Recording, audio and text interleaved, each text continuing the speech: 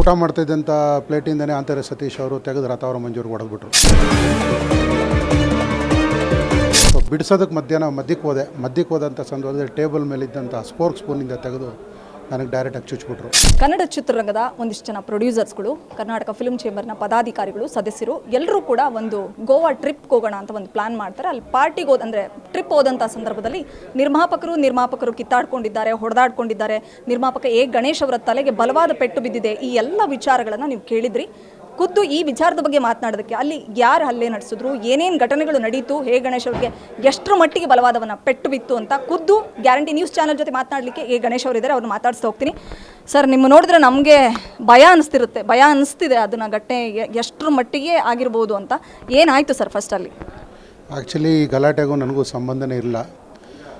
ರಥಾವರ ಮಂಜೂರು ಮತ್ತು ಆಂತರ ಸತೀಶ್ ಅವರು ಒಂದೇ ಟೇಬಲಲ್ಲಿ ಊಟ ಮಾಡ್ತಾಯಿದ್ರು. ಅವರು ಮಧ್ಯದಲ್ಲಿ ಊಟದ ವಿಷಯಕ್ಕೆ ಜಗಳ ಆಗಿದೆ. ಊಟ ಮಾಡ್ತಿದ್ದಂಥ ಪ್ಲೇಟಿಂದನೇ ಅಂತಾರೆ ಸತೀಶ್ ಅವರು ತೆಗೆದು ರಥಾವರ ಮಂಜೂರಿಗೆ ಹೊಡೆದ್ಬಿಟ್ರು. ಹೊಡೆದಂಥ ಸಂದರ್ಭದಲ್ಲಿ ಅವರಿಗೆ ಹಣೆಯಲ್ಲಿ ಭಯಂಕರವಾದಂಥ ರಕ್ತ ಸೋರಿಕೆ ಸ್ಟಾರ್ಟ್ ಆಗೋಯ್ತು.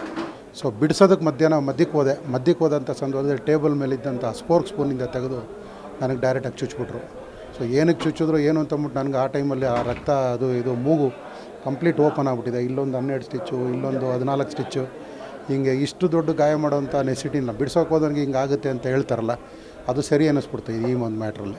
ಸರ್, ಬಹುಶಃ ಆಂತರ್ಯ ಸತೀಶ್ ಮತ್ತು ರಥಾವರ ಮಂಜು ಒಂದೇ ಟೇಬಲಲ್ಲಿ ಕೂತು ಊಟ ಮಾಡ್ತಿದ್ರು. ಸರಿ, ಅವ್ರ ಮಧ್ಯೆ ಯಾವ ಥರದ್ದು ಮಾತುಕತೆ ನಡೀತಿತ್ತು ಅಂತ ನಮಗೆ ಗೊತ್ತಿಲ್ಲ ಅಂತ ನೀವು ಹೇಳಿದ್ರಿ. ಬಹುಶಃ ನಿಮ್ಮ ಮೇಲೆ ಯಾವುದಾದ್ರೂ ಹಳೆ ಜಿದ್ದೇನಾದರೂ ಇತ್ತಾ? ಸೊ ಹಂಗಾಗಿ ಒಂದು ಕಲ್ಲಲ್ಲಿ 2 ಹಕ್ಕಿ ಹೊಡಿಬೋದು ಅಂತಾರಲ್ಲ, ಹಂಗೆ ಅವ್ರ ಜೊತೆಗೂ ಜಗಳ ಮಾಡಿಕೊಂಡು ನಿಮಗೂ ಪೆಟ್ಟು ಕೊಟ್ರಾ ಹೆಂಗೆ ಅಂತ?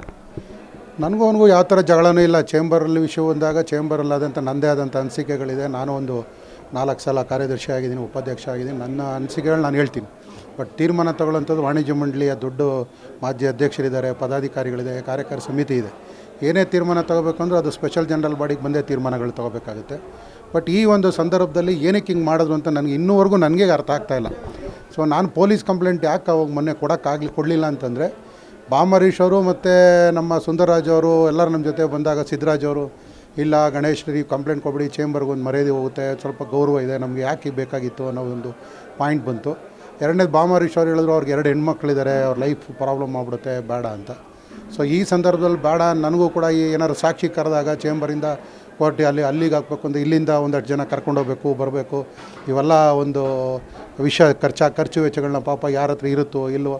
ಸೊ ಯಾರನ್ನೂ ಶಿಕ್ಷೋದು ಬೇಡ ಈ ವಿಷಯದಲ್ಲಿ ಅಂತ ಅಂದ್ಕೊಂಡಿದ್ದೆ. ಬಟ್ ನಿನ್ನೆ ಅವರು ಆಡಿದಂಥ ಮಾತು, ನಾನು ಬಿದ್ದುಬಿಟ್ಟೆ ಅನ್ನೋ ಒಂದು ಮಾತು ಬಂದಾಗ ನಾನು ಯಾವುದೇ ಕಾರಣಕ್ಕೂ ಇನ್ನೂ ಬಿಡಬಾರ್ದು ಅಂತ ಡಿಸೈಡ್ ಮಾಡಿ ನಾನು ಹೋಗಿ FIR ಫೈಲ್ ಮಾಡಿ ಏನಾಗಿತ್ತು ಅನ್ನೋದು CCTV ಫುಟೇಜ್ ಇದೆ, ನಾನು ತಂದು ಹೊರಗಡೆ ಮಾಧ್ಯಮದ ಮುಂದೆ ಬಿಡ್ತೀನಿ. ಸರ್, ಅವರು ಅಷ್ಟರ ಮಟ್ಟಿಗೆ ನಿಮ್ಮ ಮೇಲೆ ಹಲ್ಲೆ ನಡೆಸಿದ್ರು ಕೂಡ ಅವರಿಗೆ 2 ಹೆಣ್ಣು ಮಕ್ಕಳಿದ್ದಾರೆ ಅನ್ನೋ ಕಾರಣಕ್ಕೆ ನೀವು ಬಿಟ್ಟಿದ್ರಿ. ಇವಾಗ ಅವರು ಗಣೇಶ್ ಅವರು ತುಂಬ ಕುಡಿದು ಟೈಟ್ ಆಗಿದ್ರು, ಸೊ ಅವರೇ ಬಿದ್ದರು, ನಾನು ಅವ್ರ ಮೇಲೆ ಹಲ್ಲೆ ಮಾಡಿಲ್ಲ ಅಂತ ವಿವಿಧ ಮಾಧ್ಯಮಗಳಿಗೆ ಬೇರೆ ಬೇರೆ ರೀತಿ ಸ್ಟೇಟ್ಮೆಂಟ್ ಕೊಡ್ತಿದ್ದಾರೆ.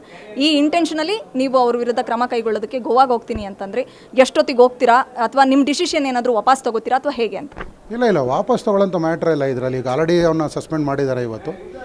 ಅದು ಟಿನ್ಲಿ ಎನ್ಕ್ವೈರಿ ಅಂತ ಹೇಳಿದ್ದಾರೆ. ಎನ್ಕ್ವೈರಿ ಮಾಡಿದಾಗ ನನ್ನೂ ಕರೀತಾರೆ, ಏನು ನಡೀತು ಅಂತ ಡೀಟೇಲ್ ಇರುತ್ತೆ. ಸೊ ನನಗೆ ಆ ಒಂದು ಸಂದರ್ಭದಲ್ಲಿ ಅಲ್ಲಿ ಏನು ನಡೀತು ಅನ್ನೋದಕ್ಕೆ ನಂಗೆ CCTV ಫುಟೇಜ್ ಬೇಕಾಗುತ್ತೆ. ಯಾಕಂದರೆ ಎಲ್ಲ ಗಾಬರಿ ಆಗ್ಬಿಟ್ಟಿದ್ರು, ಇಡೀ ಗ್ರೌಂಡ್ ಪೂರ್ತಿ ಬ್ಲಡ್ ಆಗ್ಬಿಟ್ಟಿತ್ತು. ಸೊ ಸಡನ್ನಾಗಿ ಏನು ನಿರ್ಧಾರ ತಗೋಬೇಕು ಅನ್ನೋದು ಯಾರಿಗೂ ಗೊತ್ತಾಗಲಿಲ್ಲ. ಎಲ್ಲರೂ ಹೋಗಿದ್ದೆ ಒಂದು ಒಳ್ಳೆ ಎಂಟರ್ಟೈನ್ಮೆಂಟ್ ಮಾಡ್ಕೊಂಬರ್ಬೇಕು ಅಂತ ಹೋಗೋಂಥ ಒಂದು ಸಂದರ್ಭದಲ್ಲಿ ಅದು ವೈಯಕ್ತಿಕವಾಗಿ ನಮ್ಮ NM ಸುರೇಶ್ ಅವರು ವೈಯಕ್ತಿಕವಾಗಿ ದುಡ್ಡು ಕೊಟ್ಟು ಅವರೇ ವೈಯಕ್ತಿಕವಾಗಿ ಖರ್ಚು ಮಾಡಿ 14-15 ಲಕ್ಷ ಖರ್ಚು ಮಾಡಿ ಕರ್ಕೊಂಡು ಹೋಗೋಂಥ ಒಂದು ಯಾರಿಗೂ 14-15 ಲಕ್ಷ ಖರ್ಚು ಮಾಡಿ ಹೋಗೋಂಥದ್ದೆಲ್ಲ. ಆದರೂ ಕೂಡ ಒಂದೇನೋ ಬನ್ನಿ ಅಂತಂದ್ಬಿಟ್ಟು ನಮ್ಮನ್ನು ಕರೆದಾಗ ಎಲ್ಲ ಹೋಗಿದ್ದೀವಿ, ಸಂತೋಷವಾಗಿರಬೇಕು. ಸೊ ಇಂಥ ಒಂದು ಆಗಿದ್ದಂತೂ ದೇವರು ಅದು ಯಾವ ರೀತಿ ನಾನು ಇವತ್ತುವರೆಗೂ ಗೊತ್ತಾಗ್ತಾರೆ ಏನಕ್ಕೆ ಅವ್ನು ನನಗೆ ಚುಚ್ಚಿದ ಅಂತ. ರಥಾವರ ಮಂಜು ಬಗ್ಗೆ ಏನು ಹೇಳ್ತೀರಾ ಸರ್? ಅವ್ರಿಗೆ ಎಷ್ಟರ ಮಟ್ಟಿಗೆ ಪೆಟ್ಟಾಗಿದೆ? ಯಾಕಂದರೆ ಸ್ಪಾಟಲ್ಲಿ ನೀವು ಕೂಡ ಇದ್ರಿ. ರಥಾವರ ಮಂಜುವರೆಗೆ ಹಣೆ ಮೇಲೆ 3 ಮಾರ್ಕ್ ಆಗಿದೆ. ಟೋಟಲಾಗಿ ಡೆಪ್ತ್ ಹೋಗಿದೆ, ಆ ಕಡೆ ಡೆಪ್ತ್ ಹೋಗಿದೆ. ಅವ್ರಿಗೆ ಬ್ಲಡ್ ಫುಲ್ ಲಾಸ್ ಆಗಿರೋದ್ರಿಂದ 2 ದಿವಸ ಗೋವಾ ಹಾಸ್ಪಿಟ್ಲಲ್ಲಿ ಅಡ್ಮಿಟ್ ಆಗಿದ್ರು. ಅವ್ರು ಇವತ್ತು ಸಾಯಂಕಾಲ ಫ್ಲೈಟ್ಗೆ ಬೆಂಗಳೂರಿಗೆ ಬರುವಂಥ ಇದೆ. ಒಂದು ವೇಳೆ ನಾನೇನಾರು 5:30 ಹೋದರೆ ಅವ್ರು ಅಲ್ಲೇ ಉಳ್ಕೋತಾರೆ. ನಾನು ಮತ್ತು ರಥಾವರ ಮಂಜು ಇಬ್ಬರು ಒಟ್ಟಿಗೆ ಹೋಗಿ FIR ಫೈಲ್ ಪೊಲೀಸ್ ಕಂಪ್ಲೇಂಟ್ ಕೊಟ್ಬಿಟ್ಟು ನಾನು ಬರೋವಂಥ ವ್ಯವಸ್ಥೆ ನಾನು ಮಾಡ್ತಾಯಿದ್ದೀನಿ. ಈ ಥರದ ಘಟನೆಗಳು ಅಂದರೆ ಒಬ್ಬ ತಂದೆ ತಾಯಿಯಿಂದನೇ ಪೆಟ್ಟು ತಿಂದೇ ಇಲ್ಲದೆ ಇರೋರು ಯಾರ್ಯಾರ ಹತ್ರನೂ ಹೊಡೆಸ್ಕೋಬೇಕಂದ್ರೆ ನೋವಾಗುತ್ತೆ. ಆ ನೋವನ್ನು ಹೊರ ಹಾಕಿದ್ರು ಕೂಡ ಸುದ್ದಿಗೋಷ್ಠಿಲಿ. ಸೊ ಅದ್ರ ಬಗ್ಗೆ ಏನು ಹೇಳ್ತೀರಾ ಸರ್? ನಾನು ದೊಡ್ಡವನಾಗಿ ಬೆಳೆದಿದ ತಕ್ಷಣ ನನ್ನ ಫಸ್ಟ್ ಸಿನಿಮಾ ದೇವರ ಮಗ ಅಂಬರೀಷ್ ಅವ್ರ ಜೊತೆ ಬೆಳೆದಂಥವನು. ರಾಜ್ಕುಮಾರ್ ಜೊತೆ 7 ವಾರ ಗಲಾಟೆನಲ್ಲಿ ಕನ್ನಡಕ್ಕೋಸ್ಕರ ಹೋರಾಟ ಮಾಡಿದಂಥ ರಾಜ್ಕುಮಾರ್ ಜೊತೆ ಇದ್ದವನು. ಅವ್ರ ಜೊತೆ ಸಾಯೋರ್ಗೂ ಜೊತೆಲಿದ್ದೆ. ನನ್ನ ಕೊನೆ ಸಿನಿಮಾ ಸ್ಕೂಲ್ ಮಾಸ್ಟರ್ ಸಿನಿಮಾ ಮಾಡಿದಾಗಲೂ ಕೂಡ ವಿಷ್ಣು ಸರ್ ಜೊತೆಲೂ ನಾನು ಬೆಳೆದಂಥವನು. ಸ್ಕೂಲ್ ಮಾಸ್ಟರ್ ಅಂತ ಸುವಾಸಿನಿ ಹಾಕ್ಕೊಂಡು ಇಬ್ಬರು ಮಾಡೋದು. ಸೊ ಇಂಥವ್ರ ಜೊತೆ ನಾನು ಬೆಳ್ಕೊಂಬಂದಂಥವು ನನ್ನ ಜೀವನದಲ್ಲಿ. ನನಗೆ ನನ್ನ ತಂದೆ ಹೇಳ್ಕೊಟ್ಟಿರೋದು ಯಾವುದೇ ಕಾರಣಕ್ಕೂ ಯಾವುದೇ ಥರ ವಿಷಯಕ್ಕೆ ಜಗಳ ಹೋಗಬೇಡ ಅಂತ. ಅವರು ನನಗೆ ಇವತ್ತವರೆಗೆ ನಾನು ಮಾಡಿಲ್ಲ, ಯಾಕೆಂದರೆ ನಾನು ಆ ಥರ ನಡ್ಕೊಂಡಿರೋದ್ರಿಂದ ಹೊಡೆದಿಲ್ಲ.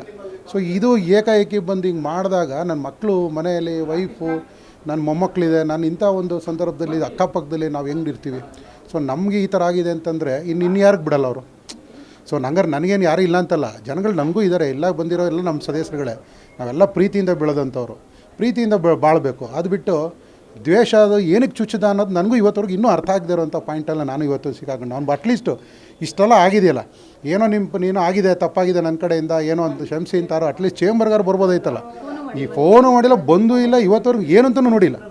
ಸೊ ಇಂಥ ಒಬ್ಬ ವ್ಯಕ್ತಿ ಅಂತಂದರೆ ಅವನಿಗೆ ಇನ್ಸೈಟಲ್ಲಿ ಏನೋ ಮಾಡಿದ್ದಾನೆ, ಬೇಕು ಅಂತಲೇ ಮಾಡಿರೋದು. ಇದು ಬೇಕು ಅಂತ ಏನಕ್ಕೆ ಮಾಡಿದೆ ಅಂತ ಅನ್ನೋದನ್ನ ಈಗ ತನಿಖೆ ಮಾಡಲಿ. ಪೊಲೀಸ್ ಕರೆದು ಈಗ ನಾನು ಕಂಪ್ಲೇಂಟ್ ಕೊಟ್ಟರೆ ಅವರು ಕರೀತಾರೆ, ಹೋಗಿ ಅದೇನು ಉತ್ತರ ಕೊಡ್ತಾನೋ ಕೊಡಲಿ. ಇಲ್ಲೂ ನಾನು IG ಮೀಟ್ ಮಾಡ್ತಾಯಿದ್ದೀನಿ ಇವತ್ತು. ಸಿಚುವೇಶನ್ನು ನನಗೆ ಈಗ ಒಳಗಡೆ ಇಂಟರ್ನಲ್ ಲಾಕ್ ಮಾಡಿದ್ದಾರೆ, ಬ್ಲಡ್ ಲೀಕ್ ಆಗದೆ ಇರೋಂಗೆ. ಒಂದು 12 ಸ್ಟಿಚ್ ಈ ಕಡೆ ಹಾಕಿದ್ದಾರೆ, ಹಣ ಮೇಲೆ ಒಂದು 12 ಸ್ಟಿಚ್, ಒಂದು 24-25 ಸ್ಟಿಚ್ ಬಿದ್ದಿದೆ. ಆದಷ್ಟು ಬೇಗ ಸುಧಾರಿಸ್ಕೊಳ್ಳಿ ಅನ್ನೋದೇ ನಮ್ಮ ಇಂಟೆನ್ಷನ್ ಸರ್. ಒಳ್ಳೆಯದಾಗಲಿ. ಇದಿಷ್ಟು ಎ ಗಣೇಶ್ ಅವರ ಮಾತುಗಳಾಗಿತ್ತು. ಬೆಂಗಳೂರಿನಿಂದ ಕ್ಯಾಮ್ರಾ ಪರ್ಸನ್ ಪಂಪಾಪತಿ ಜೊತೆ Vishalakshi, entertainment bureau, guarantee news. ಇದು ಸುದ್ದಿ ಖಚಿತ, ನ್ಯಾಯ ನಿಶ್ಚಿತ. ಗ್ಯಾರಂಟಿ ನ್ಯೂಸ್, ಸುದ್ದಿ ಖಚಿತ, ನ್ಯಾಯ ನಿಶ್ಚಿತ.